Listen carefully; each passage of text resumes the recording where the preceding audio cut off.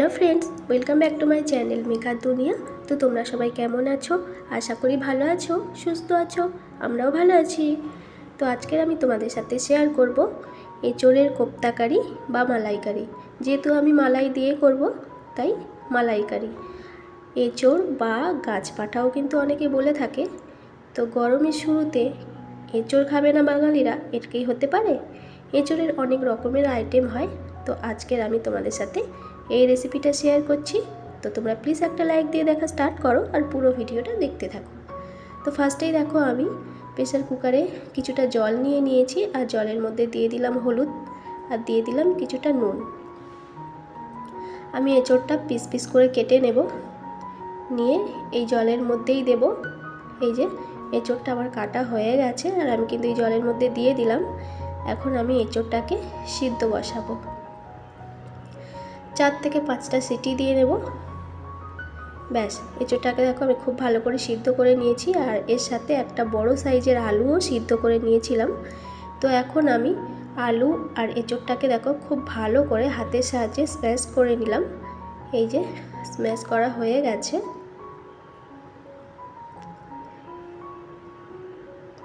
ব্যাস, এখন আমি দেখো এঁচোড়টার মধ্যে দিয়ে দিলাম জিরে ধনের পাউডার পরিমাণ মতো, দিয়ে দিচ্ছি সামান্য হলুদ গুঁড়ো,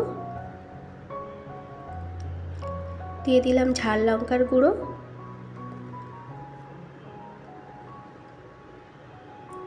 দিয়ে দিলাম কিছুটা কাঁচা লঙ্কা কুচি। ঝালটা তোমরা তোমাদের মতো দিও। তো আমি যেমন ঝাল খাই তেমনই এখানে ঝালটা ইউজ করছি। তো এরপরে দিয়ে দিচ্ছি দেখো কিছুটা নারকেল কোড়া,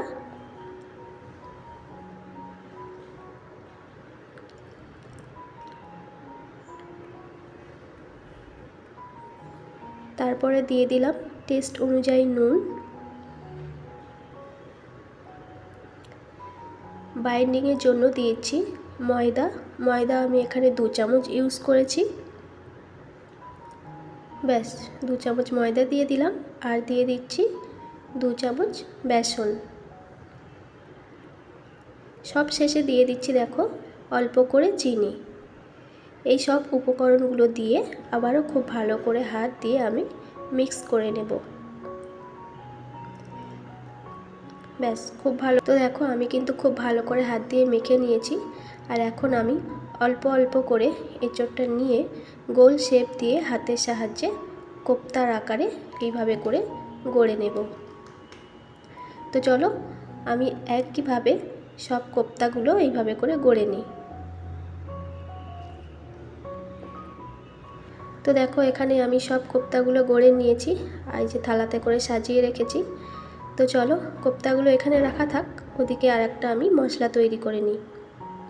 এখানে নিয়ে নিয়েছি একটা মিক্সার জার, দিয়ে দিলাম কিছুটা নারকেল কোড়া আর দিয়ে দিলাম 2টো টমেটো আর দিয়ে দিচ্ছি কিছুটা আদা কুচি আর তারপরে দিয়ে দিচ্ছি চিনে বাদাম। তোমরা চাইলে কাজু বাদাম ইউজ করতে পারো, আমি এখানে চিনে বাদামটাই ইউজ করছি।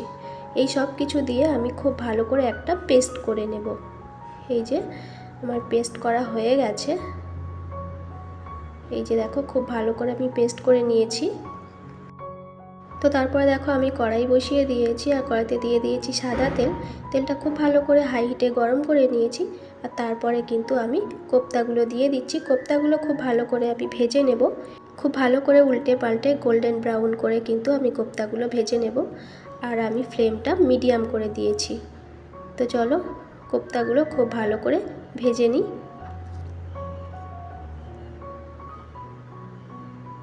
ব্যাস, কোপ্তাগুলো দেখো ব্রাউন ব্রাউন হয়ে গেছে আর এখন আমি কোপ্তাগুলো তুলে নেব।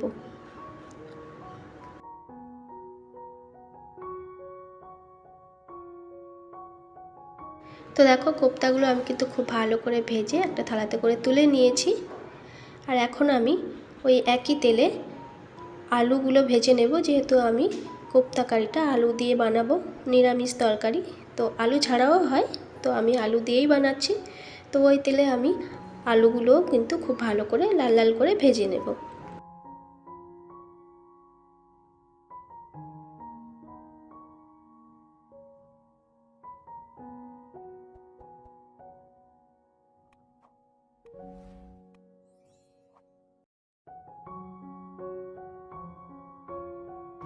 তো দেখো আমি আলুগুলো কিন্তু ভেজে তুলে নিয়েছি, আর তারপরে আমি দিয়ে দিচ্ছি সর্ষের তেল। এখন আমি রান্নাটা সর্ষের তেলেই করব। তেলটা খুব ভালো করে গরম হয়ে গেছে, আর এখন আমি ফোড়নে দিয়ে দিলাম গোটা জিরে, দিয়ে দিলাম 2টো শুকনো লঙ্কা, দিয়ে দিচ্ছি 2টো তেজপাতা,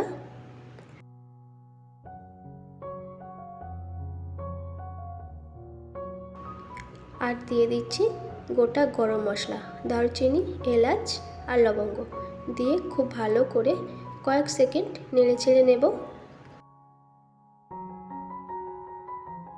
তো দেখো কয়েক সেকেন্ড নাড়াচাড়ার পরে আমি যে পেস্টটা করে রেখেছিলাম, নারকেল কোড়া, টমেটো, আদা আর বাদাম, চিনি বাদাম, যে পেস্টটা আমি করে রেখেছিলাম, ওই মশলাটা আমি তেলের মধ্যে দিয়ে দিলাম। দিয়ে আমি বেশ কিছুক্ষণ কিন্তু মশলাটা কষিয়ে নেব। যতক্ষণ না কালারটা একটু চেঞ্জ হচ্ছে ততক্ষণ কিন্তু আমি মশলাটাকে খুব ভালো করে ঢাকা দিয়ে দিয়ে কষিয়ে নেব। তো দেখো মশলাটা কিন্তু আমি বেশ কিছুক্ষণ কষিয়ে নিয়েছি ঢাকা দিয়ে দিয়ে। আর এখন আমি দিয়ে দিচ্ছি টেস্ট অনুযায়ী নুন। নুনটা যে যার টেস্ট অনুযায়ী ইউজ করবে, আমি আমার টেস্ট অনুযায়ী দিয়ে দিলাম। তো নুনটা দেওয়ার পরে দিয়ে দিলাম হলুদ গুঁড়ো, দিয়ে দিলাম ঝাল লঙ্কার গুঁড়ো, আর দিয়ে দিচ্ছি কাশ্মীরি লঙ্কা গুঁড়ো কালারের জন্য। ব্যাস, এই গুঁড়ো মশলাগুলো দিয়ে আমি আবারও খুব ভালো করে মশলার সাথে মিক্স করে দেব, আর বেশ কিছুক্ষণ কিন্তু আবারও আমি ঢাকা দিয়ে দিয়ে কষিয়ে নেব।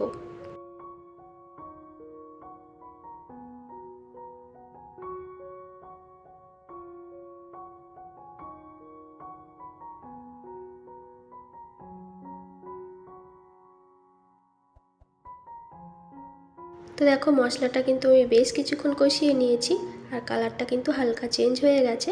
আর এখন আমি দিয়ে দিলাম কিছুটা চিনি। চিনিটা কিন্তু দিতেই হবে, যেহেতু আমি আগেই বলেছি এটা নিরামিষ রান্না, তো নিরামিষ রান্নাতে কিন্তু চিনি মাস্ট। তো চিনিটা দিয়ে আবারও আমি একটু ভেজে নেব খুব ভালো করে।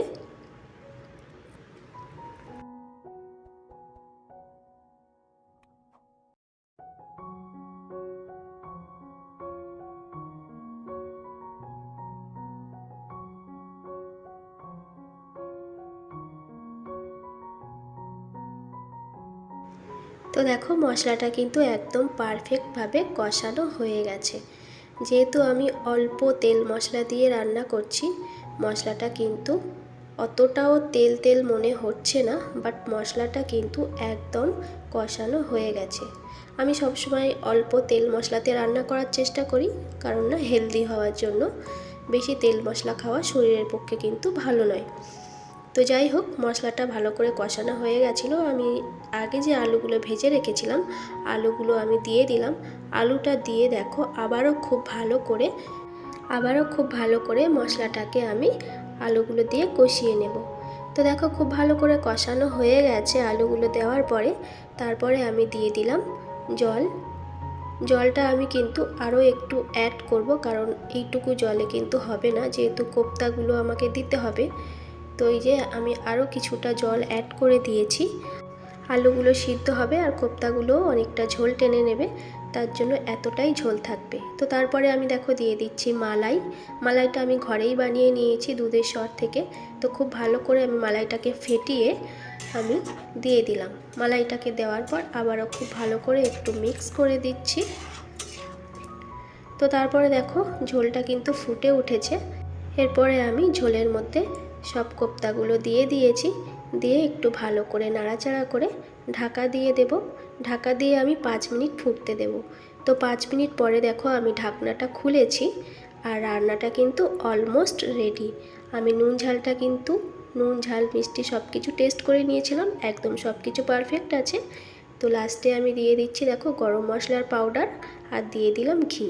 কোপ্তা কারিতে, যে কোনো কোপ্তা কারি নিরামিষ রান্নাতে ঘি কিন্তু অবশ্যই দিতে হবে, না হলে কিন্তু টেস্ট একদমই ইনকমপ্লিট থেকে যাবে, খেতে ভালো লাগবে না। তো দেখো ঘিটা দেওয়ার পর আবারও খুব ভালো করে একটু মিশিয়ে দিচ্ছি, দিয়ে আমি আবারও ঢাকা দিয়ে দেব, যাতে ঘিয়ের গন্ধটা খুব ভালো করে রান্নার সাথে মিশে যায়। তো তারপর দেখো ঢাকনাটা খুলেছি, আর এখন একটা প্লেটে করে আমি কোপ্তা কারিটা সার্ভ করে দিচ্ছি। এই যে কত সুন্দর দেখতে হয়েছে আর টেস্টটা এত সুন্দর হয়েছিল, গরম ভাতের সাথে কিন্তু জাস্ট জমে যাবে। কোপ্তা কারি মালাই কারি। তো আমার কোপ্তা কারি মালাই কারির রেসিপিটা তোমাদের কেমন লাগলো অবশ্যই কিন্তু কমেন্ট করে জানিও। ভালো লাগলে একটা লাইক করে দিও, আর নতুন বন্ধু হলে আমার চ্যানেলটি সাবস্ক্রাইব করে পাশে থাকা বেল আইকনটি ক্লিক করে নোটিফিকেশানটা অল করে দিও, যাতে আমার পরের ভিডিও সবথেকে আগে তোমার কাছে পৌঁছে যায়। নতুন বন্ধু পুরনো বন্ধু সবাইকে অনেক অনেক ভালোবাসা। সবাই ভালো থেকো, সুস্থ থেকো, সাবধানে থেকো। নেক্সট ভিডিওতে খুব তাড়াতাড়ি দেখা হবে। এখনকার মতো